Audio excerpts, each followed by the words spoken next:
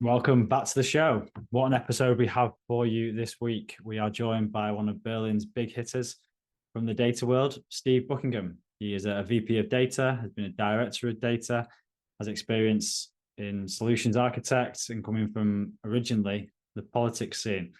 We're going to be talking about the identity crisis that data is going through, the journey that he's been on as it has evolved with old ideas being caught up by new technologies and what he is excited for coming up this year. Enjoy.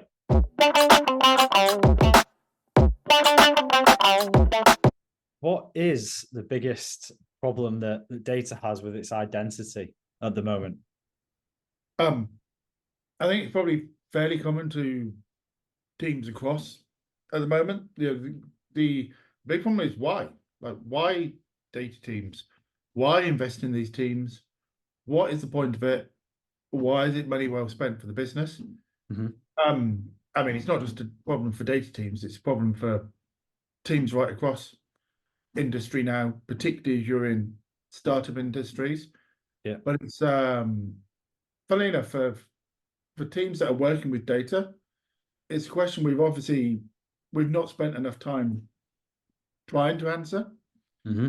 It's a question that goes right back to almost the start of my career with data. I got into data working with politics, and that's a very different game. Yeah. But after that, I went to work for Sky. That inspiration has stayed with me like my whole career. When we were at Sky, and when we were doing analytical projects, when we were doing dashboarding projects, when we were doing anything around information for the company, Mm-hmm. she went into pretty much every project with, if we get this right, what is it worth? If we get this right by retaining more customers, what is it worth? If we get this right by bidding the right amount for TV sports, what is it worth? If we get this right by improving acquisition, what is it worth? And we considered the analyst investment time that was going in and the data engineering investment time that was going in. And in some ways, it was a bit easier because a lot of it was project based. Right. But it meant that we were thinking about the cost and the return of every analytical project that we did. And it meant that Sky, as well as being incredibly customer focused, as Sky's always been, that Sky was seeing data much more as a profit driver, much more of a profit center right from the start. And there was never that question about resenting that money that you spend on the data team, because everything was ill-defined. Now, that was a tens of thousands person organization with super mature processes, and we're a lot of people listening to us today are in the startup world where things are a bit different from that, a bit less defined, where we're changing our strategies maybe a bit more often, and where we need to adapt. But I think it's a question we could answer more. Why are we doing something, and why is that valuable for the business? And we sometimes don't spend enough time with that lens on about why is what we're doing actually useful. Do you think it started like that and then it got forgotten and then we're starting to focus on it again? I mean, I didn't work with every company at the time. I worked with companies. My impression is that, to a certain extent, Sky, particularly in the UK at the time, was more exceptional than the norm. Right. There were a few others in a similar space. Carphone Warehouse had a really good reputation back in the day as well, in terms of customer centricity and thinking about how they use data. And there's some other inspirational companies that I remember from the time. They were called Top Right Group at the time. I think they've been through called Essential Conferencing Events type company. Really good driven work back in the day. But I think a lot of companies were doing fairly simple BI back then, and not necessarily with always super clear reasons. But I think the spend level was, on average, probably a lot lower than it is today. Most enterprises then were not talking about spending significant percentages of their income on their data functions. Whereas if you look at many startups today have got 7-8% of their staff base just on data or more. And that's a significant investment. And really got to justify that. And the tools on top are significant spend drivers as well. And it was easy in the sort of 2020 through to 2022. Yeah. It was almost like people were asking you, where do you want the extra staff this month? And no one was really asking why. And I think we all quite enjoyed that in a way.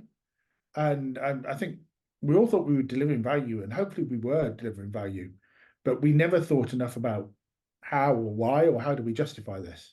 Yeah. Has that changed now? I mean, money's not cheap anymore. With back end of 2022 has gone. I think it's definitely changed now. I'm definitely thinking about, how do I use every team member that I have well, and how do we use them well for the business? I've got great team members, and they're doing great jobs, and I work in an exciting business, but we need to make sure, put a lot of effort into how do we keep aligned. We need to make ourselves central to the strategy and the target setting process. We need to be at the heart of, a lot of companies are using OKRs, and how at the heart of really being part of defining the OKRs, being part of measuring the OKRs, being part of delivering the OKRs, and how are we making sure that almost everything we do in our teams sort of lines up to that strategy for the next year, for the next 2 years. And that we can go and not just know this within our teams, like going back to my time in politics, it's one thing to do it, it's another thing to make sure other people know about it. So I think particularly on data leaders, but actually not just on data leaders, on everybody who's working with stakeholders across the business, and that in a data team that should be just about everyone. Making sure everyone understands what we're doing and why, and sort of continually checking that we're aligned and how we can be doing it better. That's a way. It's a terrible thing to say that that's a way of protecting your team, because actually it shouldn't be about protecting your team. You protect your team by making your business successful. And when your business is successful and they recognize that part of that success comes from the fact that we can use our data well, comes from the fact that we can predict our customer acquisition costs, comes from the fact that we know our lifetime value, comes from the fact that we can make good recommendations, comes from the fact that we can drive good decisions from experiment results and lead to a more successful product. You don't need to go around protecting your team at that point, because your business is growing, because your business is successful, and they see that data can be at the heart of that.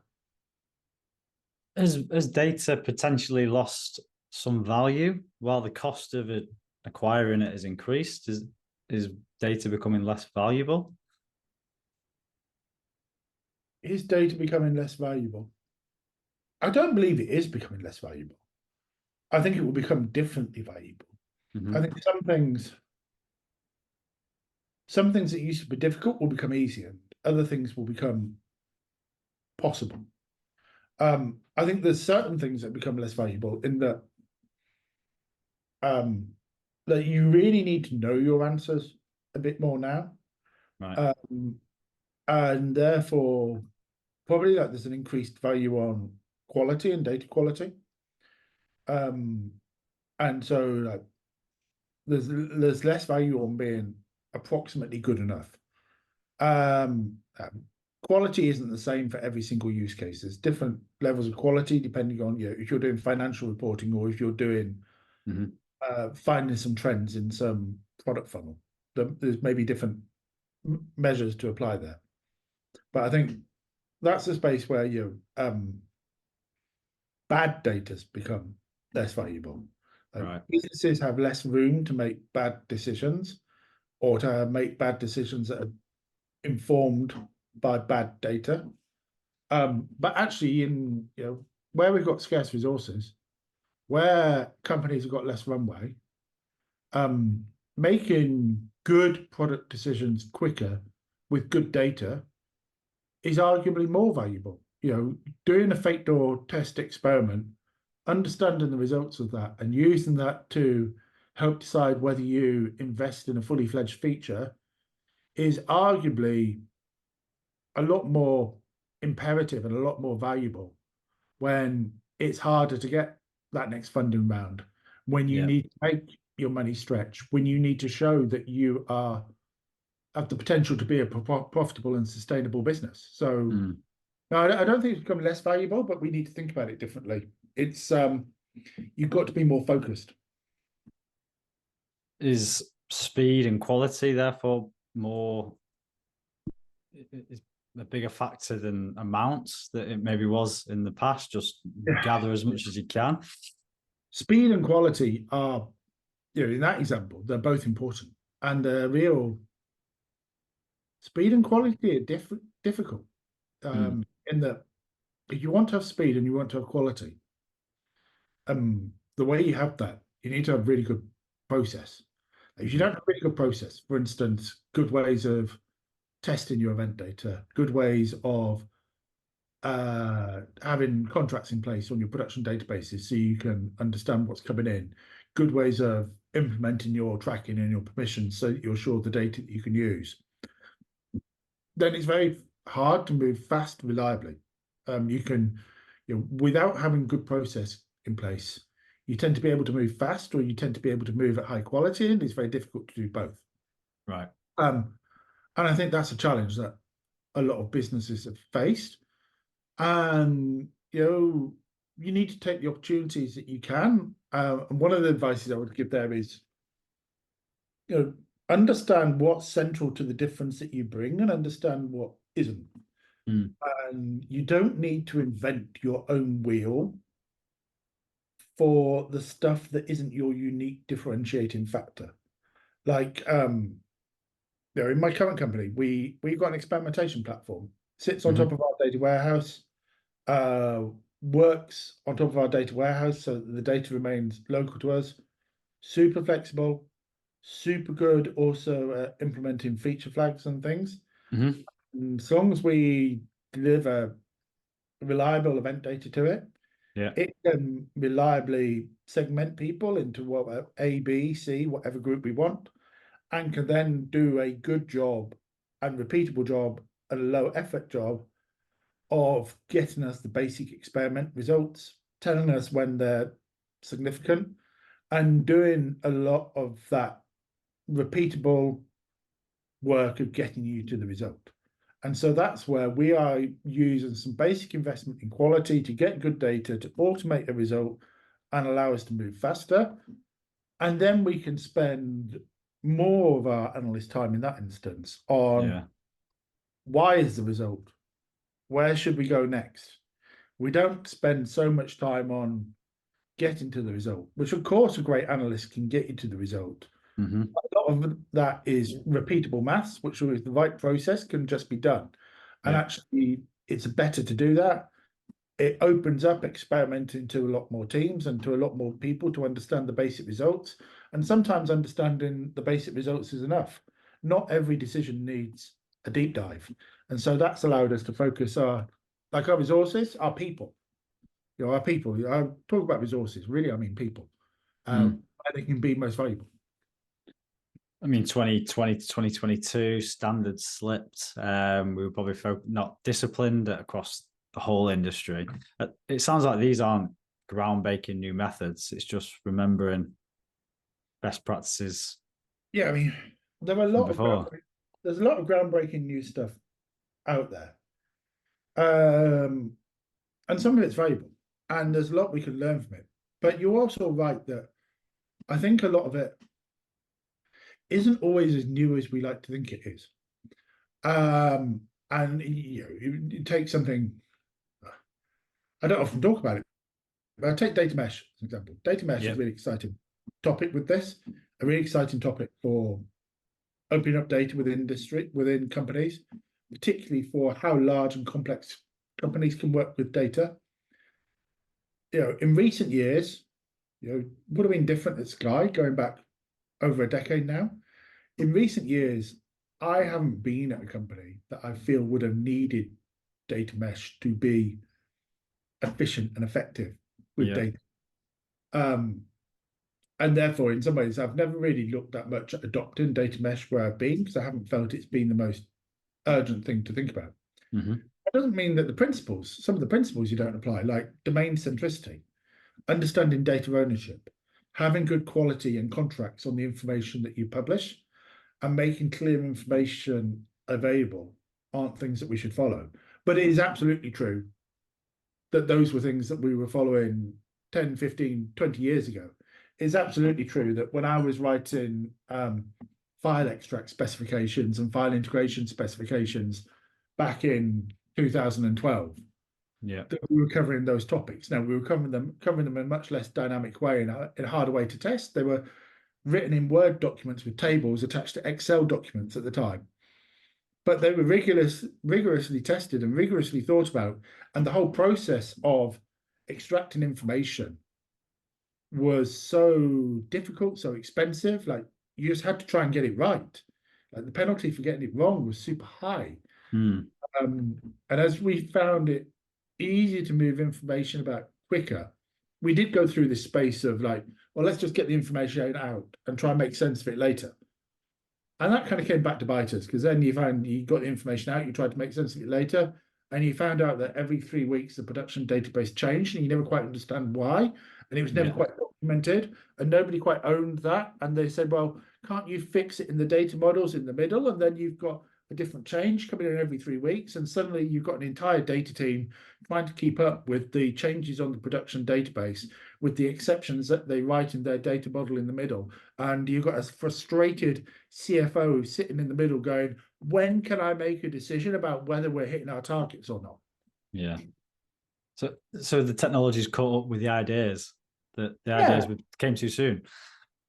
Yeah, and even with data mesh, like, you have to get like, do you mean the abstract idea, like the theoretical idea of data mesh, or do you mean how we actually see it a lot of the time being implemented now? I'm sure there's companies doing much more advanced implementations, but when you talk about actually people having catalogs, people having contracts, people having ways to discover the data, at the moment these days, they still largely, but not exclusively, mean that through the paradigm of using SQL or things close to SQL and things close to or that actually are a data warehouse or a SQL layer on top of a data lake. In the future, we might be much more abstract in many different ways, but I think how I see the new ideas being implemented today are not so different from what we've had for a while. Just recycling, bringing back. Yeah, and like formalizing as well. Like, what I really love about what we're doing, my team's been working on data contracts recently. I really love integrating them in CI/CD processes. I really love making them easily testable for engineers working on product databases and changes to understand the downstream impact.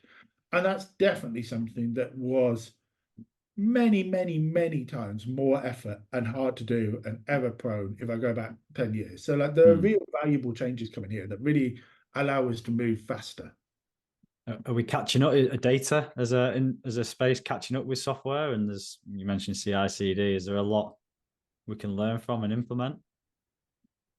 Yes and no. I mean, yes, there is a lot we can learn and implement, and a lot we should learn and implement, particularly around testing, unit integration, end-to-end testing, understanding the differences between them, and having processes in place to automate this.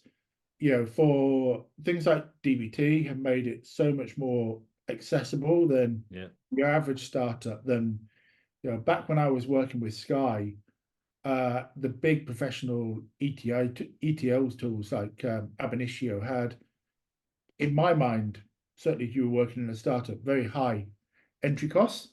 They'd probably argue that they're a great value as well. That's not necessarily wrong, but they're certainly more expensive than DBT Core as an open source project.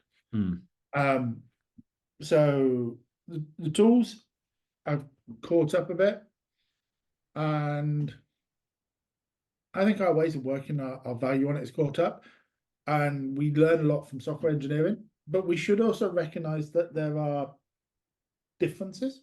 Mm-hmm. There are differences in what we do, in that you release a new product feature, Yeah.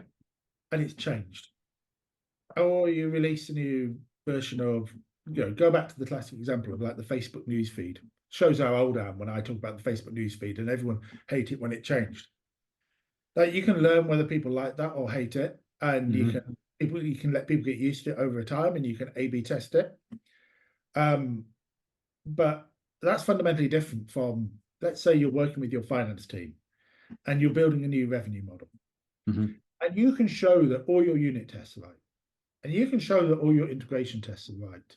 You can show that your end-to-end test is right. I pretty much guarantee you that even if you can show in every logical way that your new financial model is better than your old financial model, they will want to explain just about every cent of difference, every cent of difference for every account, before they will be comfortable signing it off.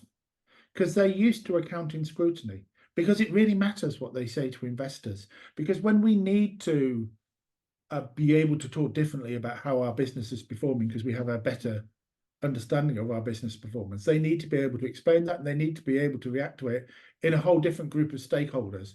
And those different stakeholders, you can't say, I'll take the A group and the B group and my board investors and see which one I win with. Yeah. You've actually got to be able to explain it to them. So I think we do face different challenges from software engineering as well, where we need to go beyond where software engineering thinks about test and change, and think about the real world impact of test and change, perhaps in a slightly different way to some other groups do as well. Is the real world impact the big differentiator in personality as well? You can't, the traditional software developer is in the zone, in the code, and it's evolved even more. But with data, it's the only reason you're really doing it is for the real world. Yeah, you're doing it for the real world. One of the things I love about working in data is actually one of the things I learned from Sky is you've got to try and be like obsessed about your customers. You've got to be obsessed with trying to understand your customers. And all the best businesses try to think about their customers and try to understand their customers and talk to their customers and have great research teams. Now, one of the great things about working with data is you are often extremely close to your customers. Obviously, you've got some of your teams building like recommendation models for user customers, and they're in a very similar situation to software engineers in that sense, where we need to learn in different ways. But quite often you're working with a marketing team. Quite often you're working with a FP&A financial planning team. Quite often you're working with a sales team, or you're working with a product team in terms of how you do your product analytics. And actually you're next to your customers. And actually you can go and sit with your customers, and you can go and work with your customers every day.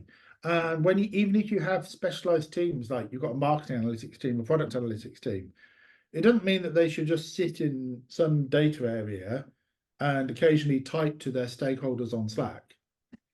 Like, you should go and learn to live their lives. You should go and understand, like, what are we actually trying to do with this marketing budget, and even understand what are we trying to do with this creative process, and that the success of the marketing budget isn't just about how well you understand your channel spread. Some of it is about how well we design our creatives. And that's the great advantage of being in a data team, that you should be able to get so much closer to the people that are using it, the people that are changed by it, and really understand what's driving them. And going back to how you feel valued, understanding why they're using you, understanding what problems they've got to solve. That's a classic software problem. Like, go and solve the problems. Don't go and solve things in isolation. Go and find the problems and go and solve the problems. And by getting close to people, that's a great opportunity that we have so much easier than a lot of software engineers. Is that a detriment to where we could go? I mean, are they meeting in the middle? Are the data folks becoming more like the customers, and are the customers becoming even more data literate that they could become one? I don't think they will become one, but I think it's kind of okay. Like, I love a product manager to understand the data. Hmm. I love a product manager as one of the reasons why I love having a good experimentation platform.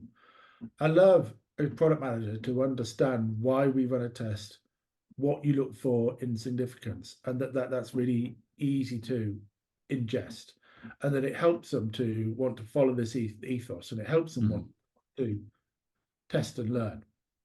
And I love the fact that my product analysts understand the intent about why are we trying to make a feature better? What do we think it will do for the customer? What impact are we hoping this will have on the business?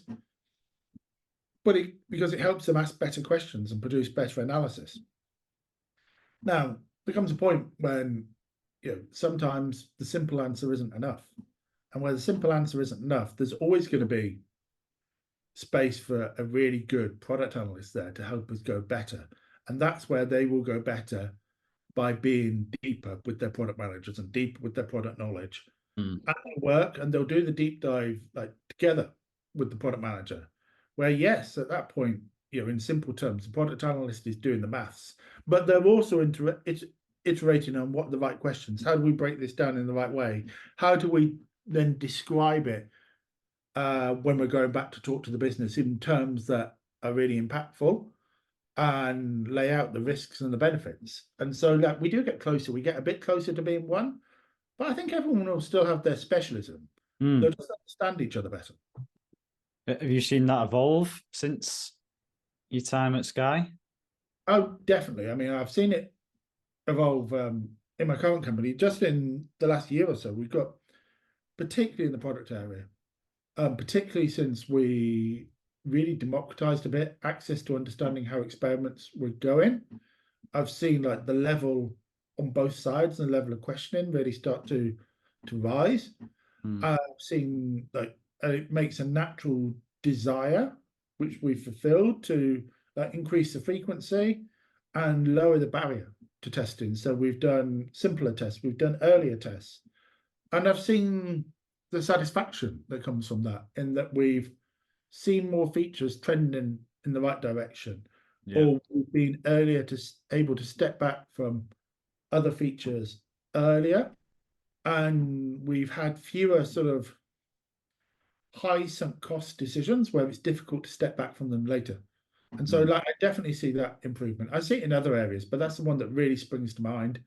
Also, particularly with all the changes coming in the marketing analytics arena, where people are increasingly doubtful about where traditional performance measurement will be able to go in the longer term.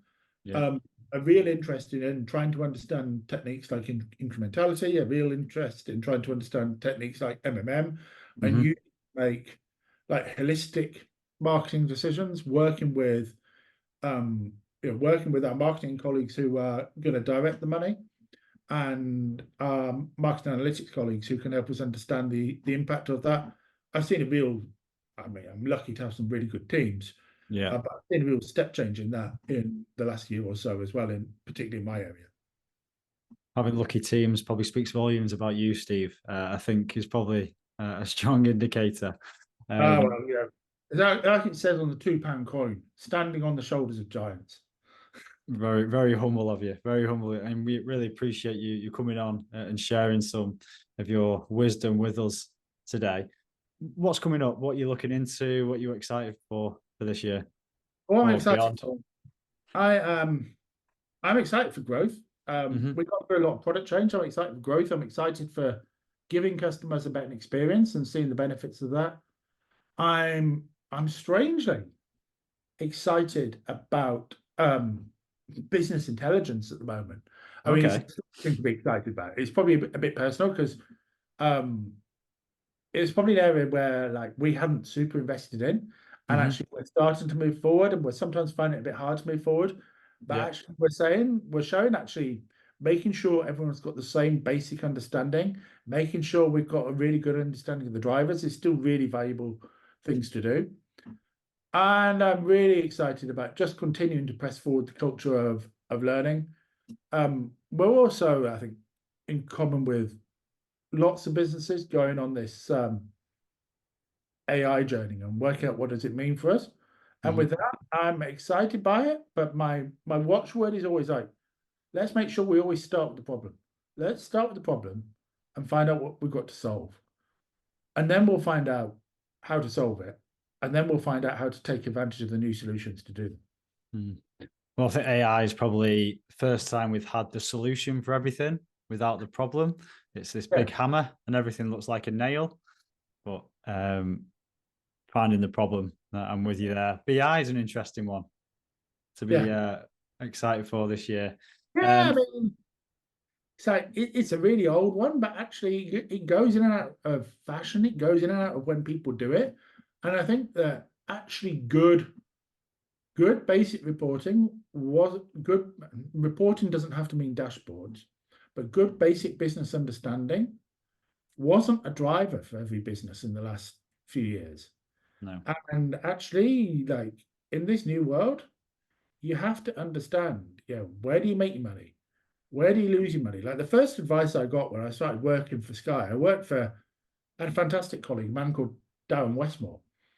And he said, when you're going out to work with clients, because I come from this politics area, he said, follow the money, understand how they make their money, understand where they spend their money, understand how they use their team and their resources to drive their business.